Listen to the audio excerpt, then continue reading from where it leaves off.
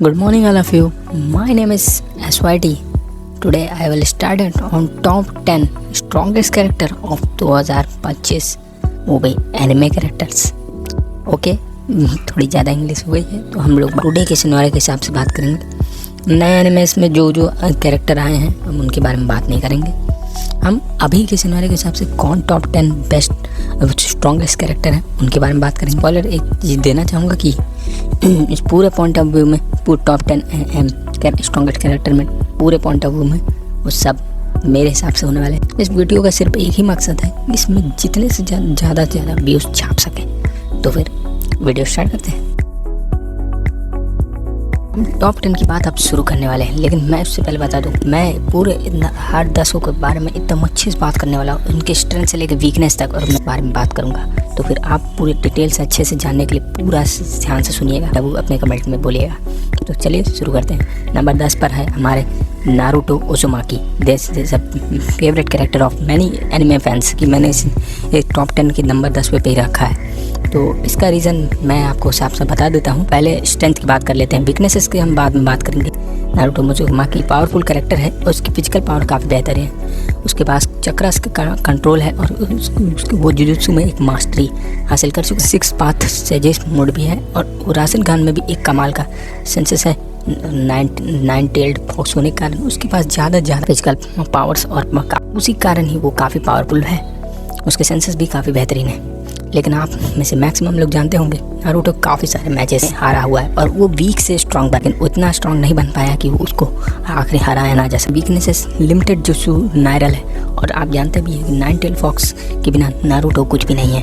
तो फिर आप समझ सकते हैं कि मैंने नंबर 10 पे क्यों रखा है. और आगे और भी कमाल के कैरेक्टर्स हैं जिनकी पावर और भी ज़्यादा है, मैंने ऐसा रखा हुआ है. तो आप में से तो फिर अब नंबर 9 की ओर हम आगे बढ़ते हैं. नंबर 9 पर हम बात करेंगे सुकुना पर. सबसे स्ट्रॉन्गेस्ट कैरेक्टर में नंबर 9 पर नाम होगा सुकुना का. नारुतो से वो ज़्यादा स्ट्रॉन्ग किस लिए है वो आप हर कोई जानता है. जुजुत्सु काइसेन का सबसे मेन विलन है, उसको हराना गोजो सातोरू के लिए भी काफ़ी मुश्किल रहा है. तो फिर आप समझ सकते हैं सुकुना कितना ही पावरफुल है. उसके बारे में मैं ज़्यादा डिटेल बात नहीं करूँगा. इसकी वीकनेसेस के बारे में तो आप जानते ही हैं कि वो बिना अपने कर्ज को इकट्ठा किए वो काफ़ी पावरफुल नहीं बन सकता है. लेकिन जब तक उसको सारी उंगली नहीं मिलती तब तक वो पावरफुल नहीं है. तो ये सबसे बड़ी वीकनेसेस है.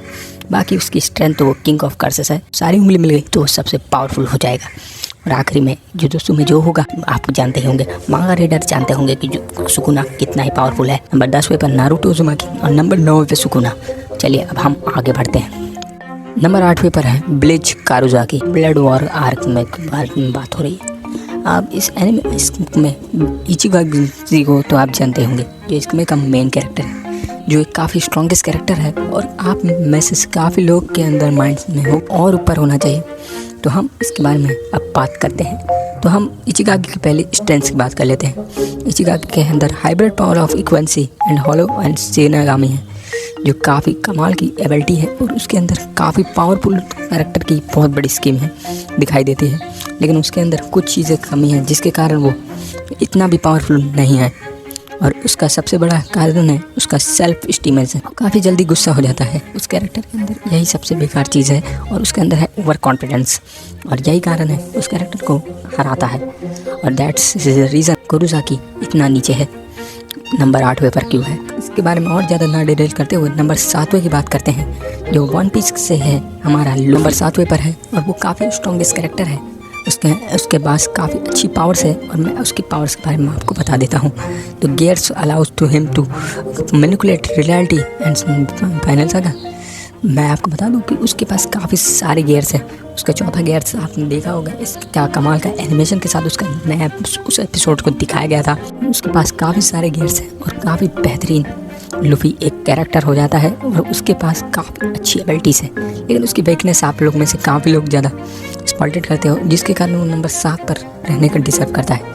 उसका वीकनेस है vulnerability of sharp object to and attack. Luffy के थोड़ी सी प्रॉब्लम्स इसी चीज़ पर आती है और जो शार्प चीज़ों पर अटैक करने का. और गम फूड्स वीकनेसेस है, उसको खाने के पीछे ज़्यादा बड़ा रहता है. अच्छा कैरेक्टर है लेकिन वो इतना स्ट्रॉन्गेस्ट नहीं है जितना आप लोग सोचते हैं. तो हम चलिए आगे बढ़ते हैं. रामोरू टेंसमेंट हमारे number 6 strongest character of anime में से कितने लोग ने I got on the reincarnated as a slime. देखा हुआ है, नहीं देखा है तो मैं कह रहा हूँ म्यूज इंडिया इसको हिंदी डब में भी दिखाया है, तो आप जाके देख सकते हैं। तो ये एक कमाल का कैरेक्टर है जिसके जो काफ़ी स्ट्रॉन्गेस्ट कैरेक्टर है। इसकी एबिलिटी है God like ability after becoming a true demon Lord. Slime को मिल जाती है एक ह्यूमन बॉडी, आप समझ सकते हैं। तो इसके बारे में, इसकी वीकनेसेस के बारे में जब मैंने गूगल पे वीकनेसेस सर्च किया तो does not have any notable weaknesses, मतलब कोई भी वीकनेसेस दिखाई ही नहीं दी। लेकिन मैंने इसे नंबर 6 पे इसलिए रखा है क्योंकि ये तब ट्रू डीमन लॉर्ड बनने के बाद कि इसकी एबिलिटी काफ़ी बेहतर हुई, तो इसीलिए ऐसा हुआ। बाकी इससे ऊपर भी काफ़ी कमाल के पावरफुल कैरेक्टर्स हैं, इसीलिए मैंने इसको नंबर 6 पे रखा। तो चलिए नंबर हम 5 की बात करते हैं, और नंबर 5 पर है अटैक ऑन टाइटन, जो एक कमाल का एनिमे है, जिसमें से नंबर 5 पर है एरन यागर पावरफुल कैरेक्टर, और वो जिसकी पावर काफ़ी कमाल की है। स्ट्रेंथ की बात कर लेते हैं। The power of the founding titan, war and timing titan and attacking titan. Eren Yeager को उसके फादर के कारण एक टाइटन की बॉडी मिली थी, और तब ने काफ़ी ज़्यादा पावरफुल कैरेक्टर था, उसके कारण वो काफ़ी पावरफुल है। लेकिन हाँ, अगर उसके पास वो बॉडी ना होती तो वो अपनी बहन से भी काफ़ी कमज़ोर था। तो फिर यही एक उसकी वीकनेसेस है, उसके अंदर इमेच्योरिटी और लैक ऑफ एम्पैथी थी। में टाइटन बॉडी में भी हारा क्योंकि उसने अपने, और ये एक स्पॉइलर था अटैक ऑन टाइटन फैन के लिए। अगर वो लोग एंडिंग देख चुके हैं तो मैं कह रहा हूँ, नहीं देखे हैं तो उसके लिए मुझे माफ़ कर देना। टॉप 4 की बात करने वाले हैं, तो चलिए देखते हैं। तो नंबर 4 पर है सोलो लेवलिंग से संग जिन हू। हो चुका है क्योंकि ये एक नया एनिमे और काफ़ी पावरफुल कैरेक्टर है, आप में से काफ़ी लोग जानते हैं। लेकिन हाँ, लोग बिल्कुल भी खुश नहीं होंगे जब आपके कुछ नारुतो, एरन यागर जैसे यहाँ इतने नीचे हैं और संग जिनहू इतना ऊपर है। मैं आपको पूरी तरह से यहाँ स्ट्रेंथ और वीकनेसेस के पॉइंट ऑफ व्यू से मैंने पूरा कॉन्स्टेबल रखा हुआ है। तो हाँ, वो सबसे स्ट्रॉन्गेस्ट कैरेक्टर में 4थे नंबर पे संग जिनहू का नाम आता है, जिसकी स्ट्रेंथ है power of surges sword monarch की एबिलिटी, जो कमाल की एबिलिटी है। और आप में से काफ़ी लोग सोलो लेवलिंग को ज़रूर से ही उसके सीज़न 2 को देखे होंगे, तो आप समझ सके होंगे कि संग जिनहू कितना पावरफुल कैरेक्टर है। ये कुछ वीकनेसेस पे बयां करता है।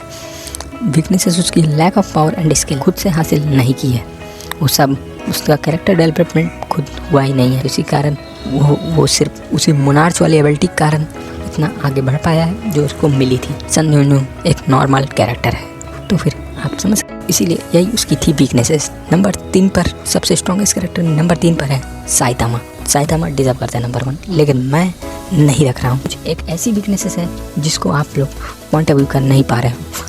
साइतामा के पास एक कमाल की पावर है और वो फिजिकली स्ट्रेंथ पर बहुत कमाल का है, लेकिन उसके अंदर मेंटल स्ट्रेंथ ही नहीं है। और आप, यही सबसे बड़ी चीज़ है जो वन पंच मैन के फैंस ने कभी नोटिस ही नहीं की कि साइतामा के अंदर मेंटल स्ट्रेंथ है ही नहीं, उसके अंदर सिर्फ फिजिकल स्ट्रेंथ है। वो इतना नीचे वाले ग्रेट हीरोज़ में रहा है ना, एक वो कमाल का पावरफुल कैरेक्टर है। तो अब हम बात करेंगे टॉप 2 कैरेक्टर्स के बाद। नंबर 2 पर है हमारा जे का जुजुत्सु काइसेन का सबसे स्ट्रॉन्गेस्ट कैरेक्टर गोजो सातोरू। और आप में नंबर 2 पर रखने का उसका रीज़न आप जानते ही होंगे, master of infinity, limitless curse technique. Gojo सब में माहिर है, गोजो के अंदर सबसे काफ़ी कमाल की पावर से, और वो काफ़ी सारे इनमें से नीचे वाले सभी कैरेक्टर्स को हरा सकता है, ऐसा मेरा मानना है। उसके वीकनेसेस सिर्फ उसके इमोशनल डिपेंड्स पर देखती है। जो उसके दोस्त था गेटो, जो उसको कारण ही उसने आखिर में उसके कारण ही शायद गोजो हारा ही है होगा सुकुना से, वरना गोजो के अंदर ऐसा कोई भी चीज़ नहीं था जो गोजो सुकुना से हार सकता है। गोजो एक बहुत ही पावरफुल कैरेक्टर है, और इसकी रील्स तो आप लोग देखते ही होंगे। तो चलिए अब ज़्यादा बात ना करते हुए अब हम नंबर 1 की बात करते हैं। तो वीडियो को लाइक और चैनल को सब्सक्राइब कर दीजिए। नंबर 1 देखने से पहले सबसे स्ट्रॉन्गेस्ट एनिमे कैरेक्टर के बारे में हम बात करने वाले हैं। नंबर 1 पर आता है डोरेमोन एंड गोकू। मैं इन दोनों को साथ पर नीचे नहीं कर सकता था, ये दोनों साथ में डिजर्व करते हैं। इन दोनों ही काफ़ी पावरफुल कैरेक्टर हैं, कोई डिबेट करे नीचे के बारे में, लेकिन ये दोनों ही तो अलग ही पावरफुल कैरेक्टर्स हैं। डोरेमोन के बारे में अगर सोच रहे होंगे तो फिर मैं बता दूं कि डोरेमोन बचपन से दिखा एक कमाल का रोबोट है, जिसके अंदर काफ़ी सारी स्ट्रेंथ है और उसके पास एक ही पावर चीज़ों में पूरी दुनिया खत्म करने की पावर। गोकू एक स्ट्रॉन्गेस्ट कैरेक्टर है जो कभी भी कोई भी मैच नहीं हार सकता है। उसके अंदर सुपर सेन की एक कमाल की पावर है ड्रैगन बॉल एनिमे में। तो या इन दोनों ही टॉप पर डिजर्व करते हैं और इनके बारे में मैं स्ट्रेंथ और वीकनेसेस के बारे में बात नहीं करूँगा क्योंकि ये है ही नहीं, और उसके बारे में हम बात कर भी क्यों, क्योंकि वो नंबर 1 पे हैं स्ट्रॉन्गेस्ट कैरेक्टर में। तो चलिए इसी के साथ ये वीडियो में आप लोग टॉप 10 ख़त्म हो चुका है। एट द एंड में वीडियो में बस यही चीज़ कहना चाहूँगा, ये टॉप 10 मैंने अपने पॉइंट ऑफ व्यू रखा और मैंने हर एक चीज़ बताई क्यों मैंने उस नंबर पर रखा है, उनकी स्ट्रेंथ और वीकनेसेस बताई। तो आप लोग में से कितने लोग को इसका सब पसंद आया वीडियो। हाँ ये लंबा हो चुकी है थोड़ी वीडियो, लेकिन क्या मैं इस वीडियो में बहुत मेहनत किया हूँ, तो प्लीज़ एक थोड़ा सा लाइक और सब्सक्राइब कर दो। इस थोड़ा सा मैं डिजर्व करता हूँ। एट द एंड वीडियो में जाते जाते आप बताइएगा आपको में से कौन है 10 में से सबसे स्ट्रॉन्गेस्ट कैरेक्टर पसंद दीदा, तो फिर कमेंट करके अपने टॉप 10 जरूर लिखिएगा। तो इसी के साथ इस वीडियो को यहीं पे फिनिश करते हैं। तब तक के लिए जय हिंद, जय भारत, वंदे मातरम।